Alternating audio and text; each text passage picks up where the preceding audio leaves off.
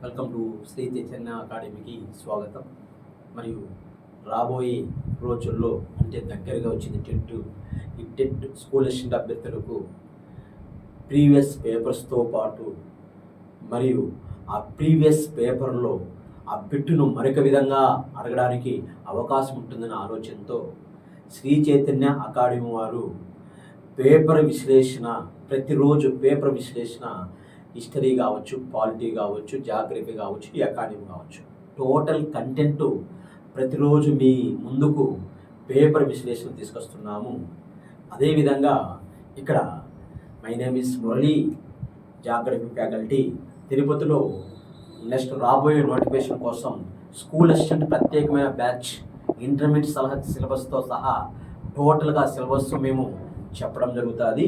Already ఒక batch school assistant aspirant complete చేశాము, school assistant బ్యాచ్ని complete చేశాము.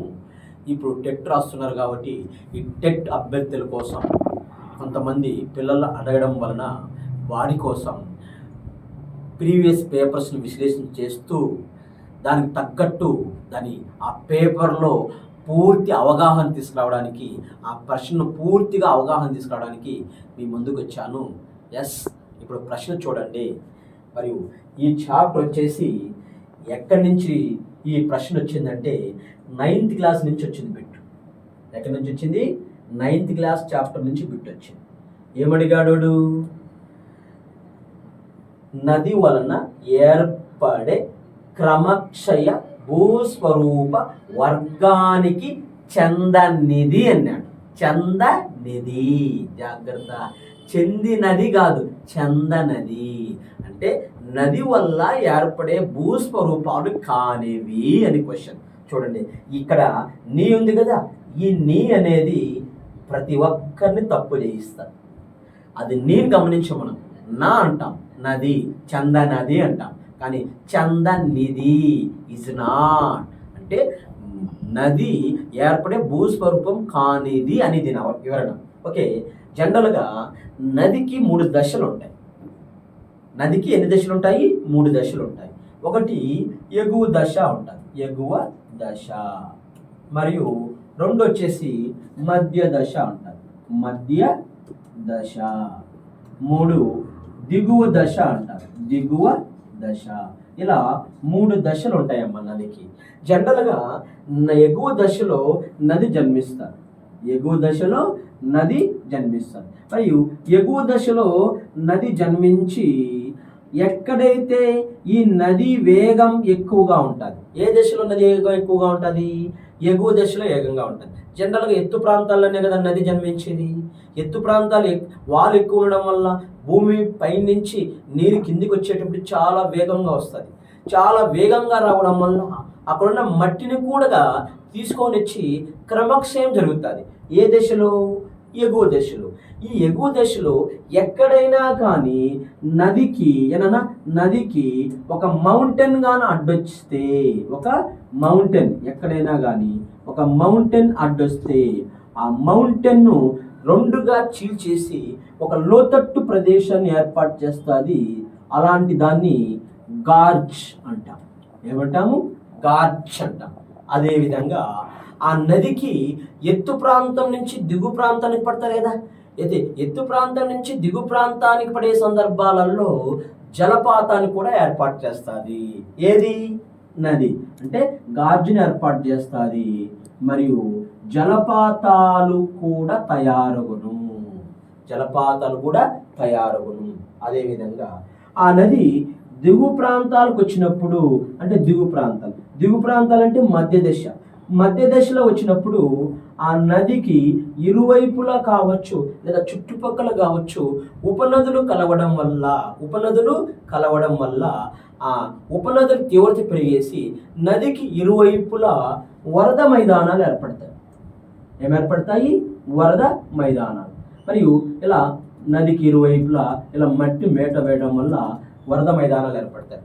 వరద మైదానాలు ఏర్పడటంతో పాటు నదికి ఇరువైపులా స్టెప్ బై స్టెప్ నదీ కృతి వేదికలు ఏర్పడతాయి.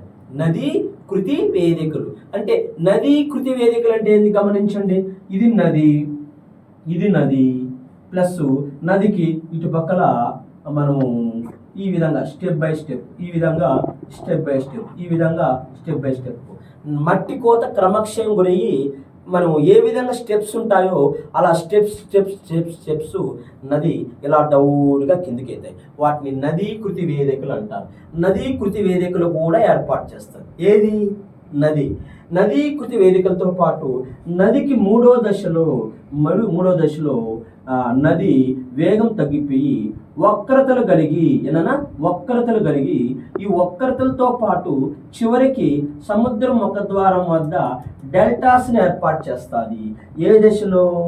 మూడో దశలో. రెండో దశలో ఏమి ఏర్పడుతున్నాయి? వరద మైదానాలు ఏర్పడుతున్నాయి. మొదటి దశలో ఏమి ఏర్పడుతున్నాయి? గార్జులు ఏర్పడుతున్నాయి. గార్జ్తో పాటు నది ఏమేమి ఏర్పాటు చేస్తున్నది? జలపాతాలను ఏర్పాటు చేస్తున్నది. ఏనన్నా నదీ వేదికలను ఏర్పాటు చేస్తుంది. ప్లస్ వరద మైదానాలు ఏర్పాటు చేస్తుంది. తర్వాత నది వంకరలుగా ప్రయాణించి అక్కడ ఆక్స్బౌ లేక్స్ ని ఏర్పాటు చేస్తుంది. లాస్ట్ చివరికి డెల్టాస్ ని ఏర్పాటు చేస్తుంది. అంటే నది ఇవన్నీ ఏర్పాటు చేసిన స్వరూపాలు. డెల్టాసు, ఆక్స్బౌ లేక్స్, వరద మైదానాలు, నదీ వేదికలు, జలపాతాలు, గార్జ్లు ఇవన్నీ ఏర్పాటు చేస్తుంది. అంటే నది దగ్గర క్వశ్చన్ అడిగాడంటే ఈ విధంగా క్వశ్చన్ అడగడానికి అవకాశం ఉంది.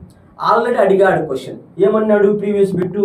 నది వలన ఏర్పడే క్రమక్షయ భూస్వరూప వర్గానికి చెందనది. అంటే భూస్వరూపం చెందనది అంటే భూస్వరూపం ఏర్పాటు చేయలేనిది అని క్వశ్చన్. ఇక్కడ నీ ఇచ్చాడు. చాలా జాగ్రత్తగా 99% బిట్టు తప్పు చేయడానికి అవకాశం ఉంది. ఇది నీ ఇచ్చాడా, నా ఇచ్చాడా? నా అంటే తయారు చేసేది, నీ అంటే తయారు చేయలేనిది. అంటే ఇది చాలా జాగ్రత్తగా ఉండాలి. ఓకే, ఇక్కడ ప్రశ్న చూడండి. ఇది క్రమక్షయం వల్ల ఏర్పాటు కానిది అన్నాడు. జలపాతాలు ఏర్పాటు చేస్తుందా లేదా? చూడండి, ఇక్కడ గమనించండి. జలపాతాలు కొండపై ఎత్తు ప్రాంతం నుంచి కిందికి దిగు ప్రాంతంలో నీరు పడినప్పుడు ఖచ్చితంగా వాటర్ వేగంగా వచ్చి మట్టి కోత గురయ్యేసి డౌన్కి అవుతుంది. ఆటోమేటిక్గా జలపాతం ఏర్పాటు చేస్తుంది. జలపాతం. తర్వాత నెంబర్ 2, నదీ వేదికలు.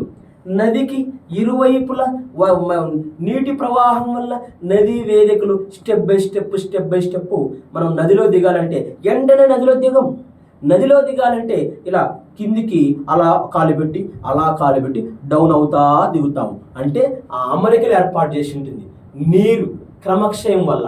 అలాంటివి నదీ వేదికలు ఇక డయాగ్రామ్లో కనపడుతుంది. ఈ నదీ వేదికలు ఏర్పడతాయి. ఇది కూడా కరెక్ట్. తర్వాత నదీ లోయలు మరియు ఒక ప్రవాహం వల్ల అక్కడక్కడ మట్టి కోత గురి కావడం వల్ల నదీ లోయలు ఏర్పడతాయా లేదా? ఎస్, నదీ లోయలు కూడా ఏర్పడతాయి. మరియు ఏర్పడినది ఏంది? టొంబోలో. ఏంటమ్మా? టొంబోలో అనేది నదీ ప్రవాహానికి సంబంధించినదే కాదు. ఇవన్నీ నది వల్ల ఏర్పడేటివి. ఇదేమన్నాడు క్వశ్చన్? నది క్రమక్షయం వల్ల ఏర్పడే భూస్వరూపం కానిది అన్నాడు. కానిది వచ్చేసి టొంబోలో. ఇది 9th క్లాస్లో అడిగాడు. అందువల్ల క్వశ్చన్ ఎలా అడిగాడంటే ఇలా అడుగుతాడు. నదికి ఎన్ని దశలు? 3 దశలు. ఎగువ దశ, మధ్య దశ, దిగువ దశ.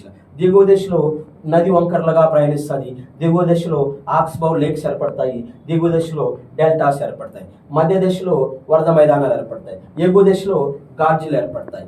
ఈ ఎగువ దశలో వేగం ఎక్కువగా ఉంటుంది. ఇది నదిని ఫోకస్ చేస్తాడు. ఇది స్కూల్ అసిస్టెంట్ వారికి 9వ తరగతిలో మొన్న 2024-25న టెట్ ప్రశ్న. Okay, super sir.